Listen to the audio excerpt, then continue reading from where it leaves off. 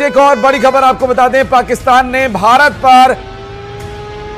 पर मिसाइल से हमला किया है। सतह से 2 मिसाइल दागी गई। इस मिसाइल को सिरसा में इंटरसेप्ट किया गया।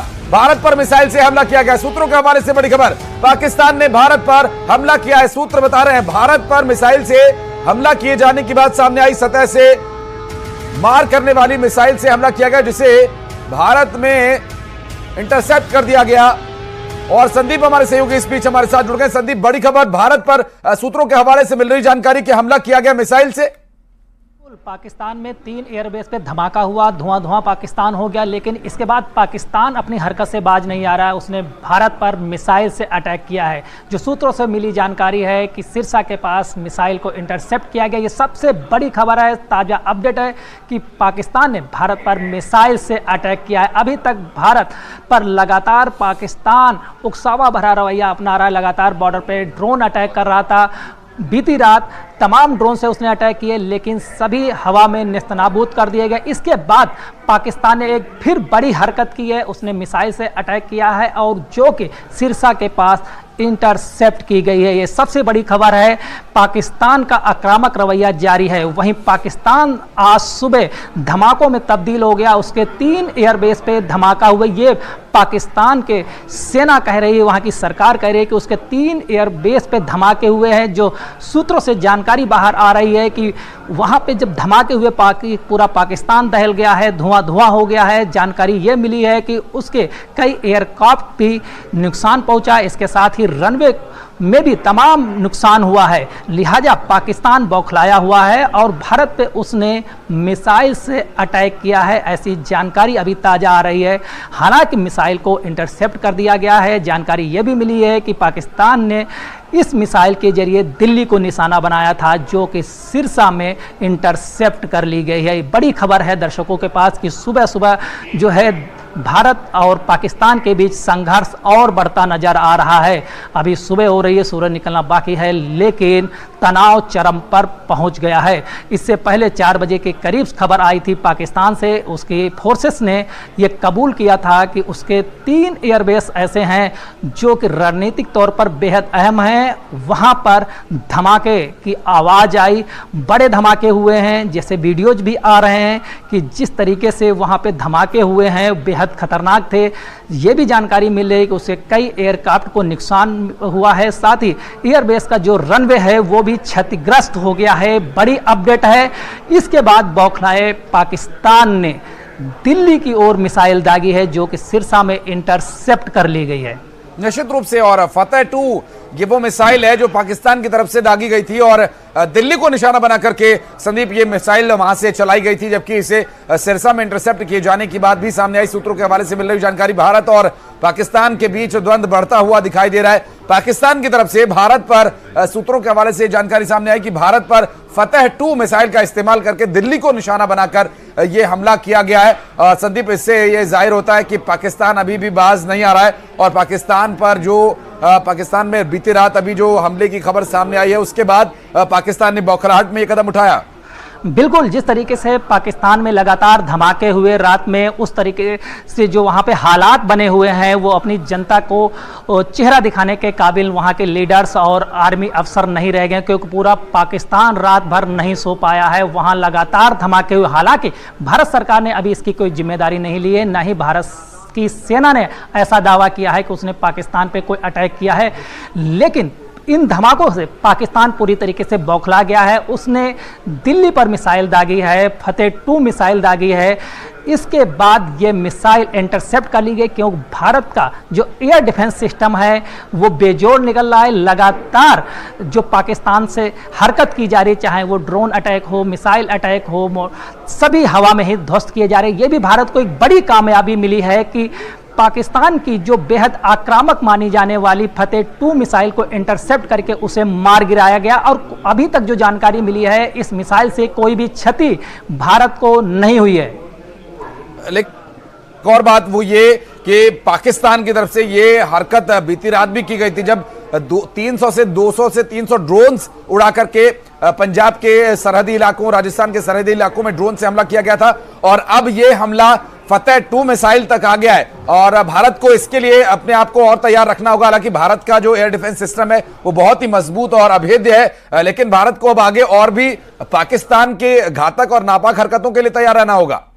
पाकिस्तान गैर जिम्मेदार देश है, इसको लेकर भारत लगातार वैश्विक मंच पे ये बात उठाते रहा है, अपने यहाँ आतंकी फैक्ट्री चलाता है, साथ ही वो गैर जिम्मेदाराना देश है जो कि लगातार चाहे एलओसी हो या अन्य बॉर्डर्स भारत के हों उन पे लगातार तनाव बढ़ाए हुए है, लगातार अटैक कर रहा है। हालांकि जिसका भारत पुरजोर तरीके से जवाब भी दे रहा है, उसके जितने भी अटैक्स किए गए हैं उनको निष्फल साबित कर दिया गया है। वहीं अब लगातार जो पाकिस्तान के प्रमुख शहर थे उनके एयरबेस पे धमाका हुआ, कई सैन्य इलाके थे वहां धमाका हुआ। इसके बाद पाकिस्तान बुरी तरीके से बौखला गया और उसने भारत की राजधानी दिल्ली की ओर मिसाइल दाग दी है। ये बड़ी अपडेट है, ये पाकिस्तान का जो हरकत है ये उसे भारी पड़ने वाली है क्योंकि भारत भी इसका माकूल जवाब देगा।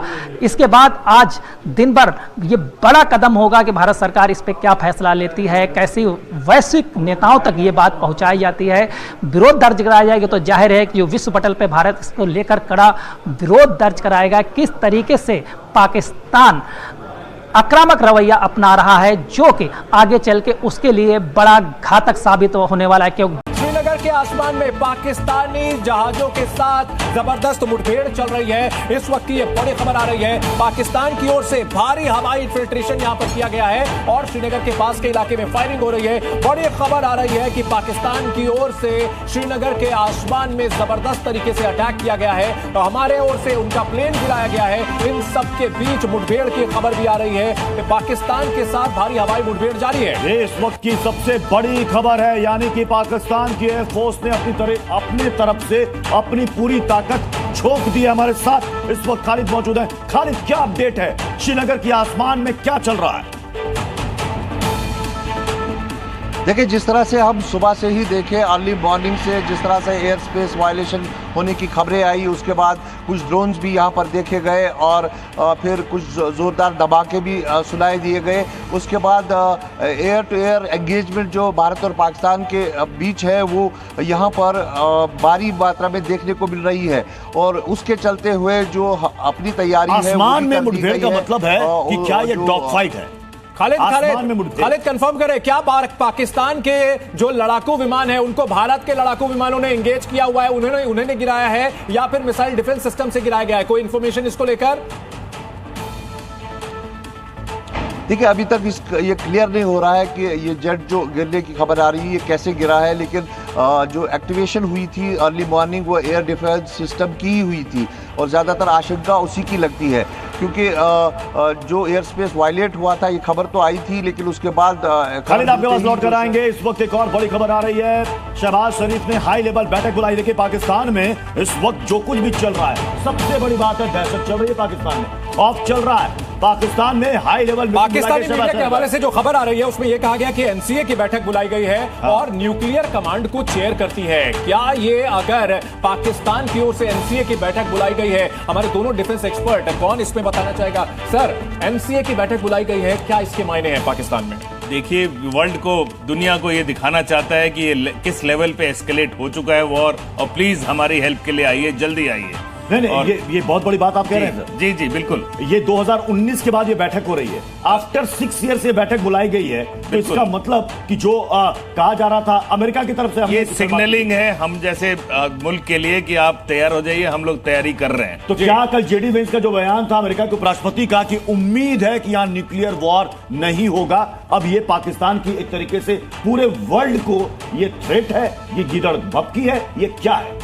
इसको तो गिदड़ भपकी ही कहेंगे अभी तक, क्योंकि आसान नहीं है। कोई भी रिस्पॉन्सिबल देश जिसके पास भी न्यूक्लियर वेपन है, किसी ने अभी तक हिमाकत नहीं की। अमेरिका ने पहला वो वाहिद देश है जिसने वर्ल्ड वॉर 2 को एंड करने के लिए इसका न्यूक्लियर वेपन का इस्तेमाल किया था। अभी तक इतने सारे वेपन रशिया के पास हैं, और 3 साल से रशिया यूक्रेन से उलझा हुआ है, जी। लेकिन अभी तक कोई इसके इस्तेमाल का न तो सोच सकता है न किया गया है। बिल्कुल, बहुत बड़ी खबर आ रही है। पाकिस्तान के पीएम शहबाज शरीफ ने एनसीए की बैठक बुलाई है, जो कि न्यूक्लियर कमांड को लीड करता है। तो यानी माना जाए कि अब परोक्ष तरीके से यहां पर धमकी दी गई है हिंदुस्तान को, और धमकी दी जा रही है अंतर्राष्ट्रीय समुदाय को कि अगर पाकिस्तान इसी तरह से पिटता रहा तो वो न्यूक्लियर अटैक की सोच सकता है। और इस वक्त कुछ ऐड ऑन बहुत करना बड़ी चाहते खबर आ हैं रही सर, है। उसके बाद हम अनिवेश के पास जाएंगे। मैं इसमें ये ऐड ऑन करना चाहता हूं कि ये अभी तो लड़ाई शुरू भी नहीं हुई है, उससे पहले वो न्यूक्लियर पे आ रहा है। क्यों आ रहा है? क्योंकि वो लड़ाई शुरू करना भी नहीं चाहता, उसके बस की बात। बेसिकली ये पोस्चरिंग वर्ल्ड के सामने, इंटरनेशनल कम्युनिटी के सामने पोस्चरिंग है कि देखिए हमारे पास ये है, हमारे पास ये विकल्प है, जो पहले से कहता रहा। अनवेश हमारे साथ मौजूद है। अनवेश, पाकिस्तान से जो ये खबर है, शहबाज शरीफ ये बैठक बुला रहे हैं, 6 साल के बाद ये बैठक हो रही है, वो उस कमेटी की बैठक है, न्यूक्लियर कमांड को ये चेयर करती है, इस पर डिसीजन होगा। तो क्या इसे लेकर के भी यहां पर कुछ आज की प्रेस कॉन्फ्रेंस में कहा जा सकता है? जी देखिए, मैं बताना चाहूँगा कि आज ऑलरेडी एक मीटिंग 10 बजे शेड्यूल्ड है, जिसमें रक्षा मंत्री राजनाथ सिंह के साथ साथ तीनों सेनाओं के चीफ और सीडीएस, एनएसए, अजीत डोवाल, तमाम जो आला अधिकारी हैं वो वहाँ पे शामिल होंगे। हालांकि भारत ने अभी तक न्यूक्लियर वॉर की कोई भी बात करी नहीं है, लेकिन आप ये समझ सकते हैं कि Pakistan is a failed state. Pakistan एक हारा हुआ देश है, उनकी सेना एक हारी हुई सेना है, क्योंकि लड़ाई शुरू भी नहीं हुई अभी तक। ये एक वो डिक्लेयर्ड वॉर नहीं है, हम बस रिटेलिएट कर रहे हैं, जिस पे हम रिस्पॉन्ड कर रहे हैं, जिस पे वो लोग एक्शन कर रहे हैं। वो लोग एक्शन कर रहे हैं, हम रिस्पॉन्ड कर रहे हैं। और पहले ही तीसरे दिन में अगर उनको ये कहना पड़ जाता है कि हम न्यूक्लियर वॉर पे जा रहे हैं, हम न्यूक्लियर वॉर की मीटिंग बुला रहे हैं, तो इससे ये साफ साफ समझ में आता है कि पाकिस्तान डरा हुआ है, पाकिस्तान में खलबली मची हुई है, और पाकिस्तान की सेना किसी भी डरा हुआ से ज्यादा बचकाना हरकत है जब वॉर शातिराना हरकत है, क्योंकि अभी तक नहीं, शातिराना हरकत है। अभी तक दोनों देशों में फुल फ्लेजेड मोबिलाइजेशन तक नहीं हुआ है। नमस्कार, आपके साथ मैं हूं अपूर्व, और मैं आपको बताऊंगा कि अगर परमाणु अटैक पाकिस्तान हिंदुस्तान पर करता है तो आपको करना क्या है। पाक ने परमाणु हमला किया तो क्या करें, कैसे बचे, कहां छुपें। दरअसल अभी हिंदुस्तान पाकिस्तान के बीच जो युद्ध की स्थितियां चल रही हैं, आपको पता होगा किस तरह से पाकिस्तान लगातार हम पर अटैक कर रहा है, वहां से मिसाइल्स दाग रहा है। हमारे 15 शहरों को कल उसने टारगेट किया, और उसके बाद हिंदुस्तान ने भी जवाबी कार्रवाई की। उधर से भी अटैक हो रहा है, इधर से भी अटैक हो रहा है। कहने को तो ऑफिशियल तौर पर युद्ध नहीं छिड़ा है, लेकिन पाकिस्तान की तरफ से भी लगातार मिसाइल अटैक हो रहे हैं, ड्रोन्स अटैक हो रहे हैं, और हिंदुस्तान भी पाकिस्तान में जाकर तबाही मचा रहा है। पहले उनके 9 आतंकी ठिकानों को हमने तबाह किया, और उसके बाद जिन 9 जगहों से पाकिस्तान ने हम पर अटैक किया था, उन 9 जगहों को हमने कल ही नेस्तनाबूद किया। हमारे ड्रोन, हमारे हार्पी ड्रोन ने जाकर वहां पर तबाही मचाई। अब ऐसे में यह आशंका लगातार बढ़ती जा रही है, क्योंकि पाकिस्तान के कई सारे मंत्री पहले भी लगातार यह कह चुके थे कि परमाणु अटैक कर देंगे। वो लगातार यह धमकी दे रहे थे, जिसके बाद हिंदुस्तान ने और जवाबी कार्रवाई की। इससे अगर पाकिस्तान बौखलाया और बात परमाणु हमले तक आई, तो फिर क्या करना होगा आपको, और यह परमाणु अटैक होता क्या है। मैं आपको बता दूं, 1945 अगस्त का वो महीना था जब सेकेंड वर्ल्ड वॉर के दौरान अमेरिका ने जापान में हिरोशिमा में और साथ ही साथ नागासाकी में एटम बॉम्ब गिराया था। इतना खतरनाक था ना वो, 1 सेकंड के अंदर जैसे ही वो एटम बॉम्ब गिरा था, 80,000 लोग मारे गए थे। 80,000 लोग। न सिर्फ इसका धमाका, बल्कि उसके बाद, धमाके के बाद जो रेडिएशन होता है ना, सबसे बड़ा खतरा उससे होता है। कई लोग सिर्फ और सिर्फ जलकर मर गए थे, और इतना खतरनाक था यह अटैक कि आज भी हिरोशिमा में इसका असर देखा जाता है। तो ऐसे में अगर हिंदुस्तान पर पाकिस्तान ये कोशिश करता है अटैक की, तो आपको क्या करना है, पहले से तैयारी आपको कर लेनी चाहिए। लेकिन उससे पहले आप ये समझ लीजिए दोनों के पास ताकत क्या है, कितने परमाणु हथियार हैं। तो रिपोर्ट्स के मुताबिक फेडरेशन ऑफ अमेरिकन साइंटिस्ट की एक रिपोर्ट थी जो ये कहती है कि भारत के पास लगभग 180 परमाणु हथियार हैं, और पाकिस्तान के पास Bulletin of the Atomic Scientist, इसने रिसर्च की थी, इनकी रिपोर्ट के मुताबिक पाकिस्तान के पास 170 न्यूक्लियर वेपन्स हैं। यानी कि भारत के पास पाकिस्तान से 10 ज्यादा हथियार हैं। अब ये जो 170 हथियार हैं, अगर इनका इस्तेमाल, इसमें से कुछ न्यूक्लियर वेपन्स का इस्तेमाल पाकिस्तान हिंदुस्तान पर करता है तो उसके लिए आपको क्या करना है, कैसे पहले से तैयारी करनी है, यह मैं आपको दिखाता हूं। परमाणु हमले के खतरे को देखते हुए आपातकालीन किट आप अभी से ही तैयार कर लीजिए, जैसे ही ऐसा लगे कि हां हिंदुस्तान पर यह अटैक हो सकता है। इसके लिए पानी की बोतल्स हो गई, खाना हो गया, ड्राई फ्रूट्स हो गए, दवाइयां हो गई, फ्लैश लाइट और रेडियो, ताकि आपको बाहर की खबर रेडियो के जरिए मिलती रहे। ऐसे जरूरी सामान को आप अपने पास पहले से जमा कर लीजिए। इसके बाद परिवार को लेकर योजना तैयार करें कि कहां मिलना है, कैसे संपर्क करना है। परिवार जो आपके जरूरी लोग हैं, आप कहीं मान लीजिए आप ऑफिस में हैं, आपका परिवार कहीं और है, अचानक से अटैक हो जाता है, आप आपस में कैसे संपर्क करेंगे, आपको पहले से ये चीजें बातचीत करके रखना पड़ेगा, प्लानिंग करके रखनी पड़ेगी। सबसे खास बात यह कि आप अगर अलग हो जाते हैं तो आपको क्या करना है, आपको परिवार वालों से पहले से ही यह चीज बात करके चलनी पड़ेगी। कम से कम आपको अपनी तैयारी रखनी पड़ेगी ताकि आप पैनिक ना हो। स्थानीय अधिकारियों से आपको पूछना पड़ेगा कि क्या सार्वजनिक फॉलआउट शेल्टर आसपास हैं, ताकि आपको पहले से पता रहे कि आसपास कौन से शेल्टर हैं। और अगर नहीं तो बेसमेंट, आप अगर फ्लैट्स में रहते हैं, हाई राइज सोसाइटीज में रहते हैं, सब में बेसमेंट होते हैं, बहुत बड़े बड़े बेसमेंट होते हैं। बेसमेंट हो गए, सुरंग हो गई कहीं पर, या बिना खिड़कियों वाले अंदर के कमरों जैसे संभावित शेल्टर की पहचान करके पहले से छुपने की योजना बनाएं। जैसे आपको पता चले कि अटैक होने वाला है या हो गया है, तुरंत इन जगहों पर आप छुप जाएं। इसके अलावा सूचना देने के लिए अधिकारी जो है सायरन, मैसेज या आपातकालीन प्रसारण का इस्तेमाल कर सकते हैं। आपको यह पता होना चाहिए कि अधिकारी सायरन के जरिए मैसेज देंगे, आपातकालीन प्रसारण का इस्तेमाल करेंगे। कैसे आपको यह पता चलेगा कि परमाणु अटैक हो सकता है या हो रहा है, तो आपको उसकी तैयारी करनी पड़ेगी। ये पहले की तैयारियां हैं जो मैंने आपको बताई हैं।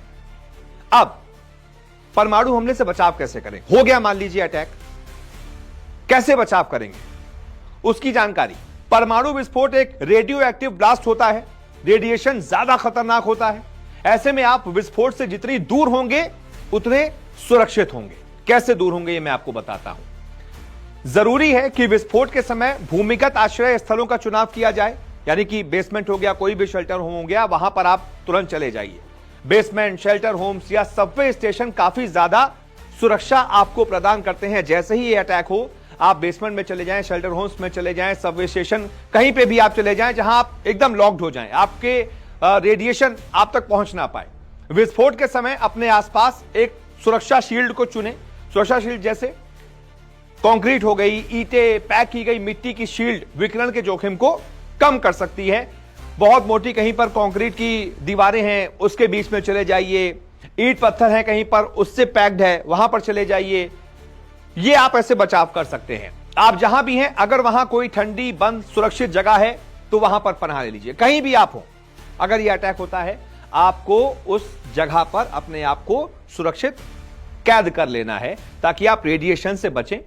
और सबसे जरूरी बात, जब भी अटैक होता है अगले 24 घंटे तक बाहर नहीं निकले। बाहर बहुत ज्यादा रेडिएशन होगा, बहुत खतरा होगा, बाहर नहीं निकले। 24 घंटों तक अपने आप को कैद रखें, क्योंकि रेडिएशन के प्रभाव से यही सबसे सुरक्षित तरीका बचाव का होगा। इसके अलावा सबसे जरूरी बात, आपने जो भी कपड़े पहने उसे तुरंत उतार दें और इन्हें एक प्लास्टिक बैग में बंद करके इंसानों और जानवरों की पहुंच से दूर कर दें, क्योंकि जो रेडिएशन होगा वो आपके कपड़ों में उसके कण चिपकेंगे। आप तुरंत कपड़े अटैक के बाद हटा देंगे, चेंज कर लेंगे, और वो जो कपड़े हैं उनको किसी प्लास्टिक बैग में ऐसे रखिएगा कि पहुंच से दूर रहें, और उसके बाद फिर उसको डिस्पोज कर दीजिएगा जब भी आप 24 घंटे के बाद बाहर निकलेंगे, क्योंकि कपड़ों से ज्यादा रेडिएशन होता है। कपड़ों पर रेडिएशन रहने के चांसेस सबसे ज्यादा होते हैं, इसलिए आपको इन चांसेस को भी खत्म करना है। आपको अपने कपड़े चेंज कर लेने हैं, क्योंकि कपड़ों पर रेडिएशन का सबसे ज्यादा खतरा होता है। इसलिए आपको अपने कपड़े चेंज कर लेने हैं और अपने आप को इस रेडिएशन से बचाना है। बाकी मैंने आपको बता ही दिया है कि आप अगर इमरजेंसी किट अभी से तैयार कर लेंगे, अपने परिवार वालों से बात कर लेंगे कि भाई अटैक अगर होता है आपको कहां जाना है, आपको कैसे सुरक्षित रहना है, ये सारी चीजें अपने परिवार वालों को इस वीडियो को शेयर कर दीजिएगा। जितना ज्यादा से ज्यादा लोगों तक इस वीडियो को शेयर कर सकते हैं शेयर कीजिएगा। चैनल को अभी तक सब्सक्राइब नहीं किया है तुरंत सब्सक्राइब कर लीजिएगा, ताकि ऐसी डिटेल्स सबसे पहले आप तक हम पहुंचा पाएं। बहुत बहुत शुक्रिया इस वीडियो को देखने के लिए।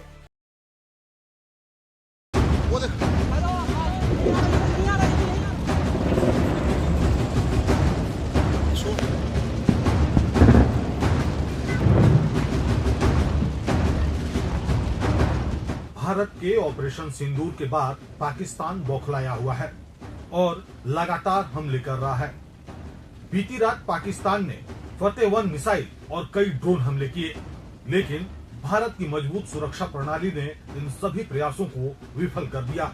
इस बीच देश के कई शहरों में ब्लैकआउट जारी है।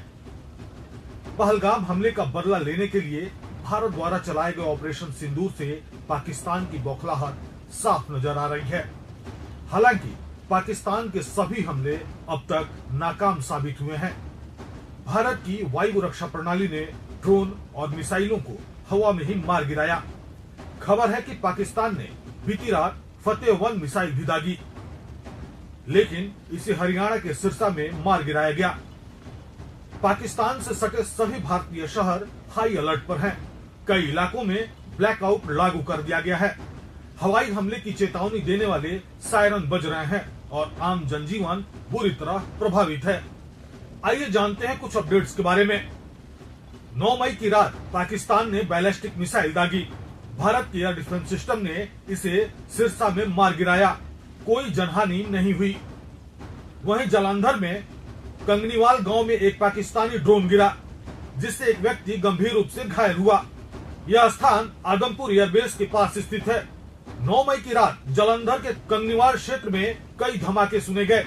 ये धमाके संभवतः भारतीय वायु रक्षा प्रणाली द्वारा ड्रोन नष्ट किए जाने के कारण हुए। पाकिस्तान ने 9 और 10 मई की रात 15 से अधिक स्थानों पर ड्रोन और मिसाइल हमले किए, जिनमें अवंतीपोरा, श्रीनगर, जम्मू, अमृतसर, कपूरथला, चंडीगढ़, भुज इत्यादि शामिल हैं। भारत ने 45 से अधिक ड्रोन नष्ट कर दिए। जालंधर, जम्मू, अमृतसर और भुज जैसे शहरों में पूरी तरह ब्लैकआउट लागू किया गया। कई स्थानों पर हवाई हमले की चेतावनी के सायरन बजाए गए। फिरोजपुर के दिल्ली में गिरी विस्फोटक सामग्री से 3 नागरिक घायल हो गए। भारत की सेना ने अधिकतर ड्रोन हमलों को नाकाम कर दिया। रात भर पाकिस्तान की ओर से नियंत्रण रेखा पर भारी गोलीबारी हुई, जिससे कई रिहायशी इमारतों को नुकसान पहुंचा। भारतीय सेना ने राजौरी और बारामूला में जवाबी कार्रवाई की। वहीं 10 मई को पाकिस्तान ने सभी उड़ानों के लिए अपना हवाई क्षेत्र दोपहर तक बंद कर दिया। भारत ने आरोप लगाया है कि पाकिस्तान अपने हमलों के दौरान नागरिक विमानों का इस्तेमाल ढाल के रूप में कर रहा है। इसी तरह की और अपडेट्स के लिए बने रहें।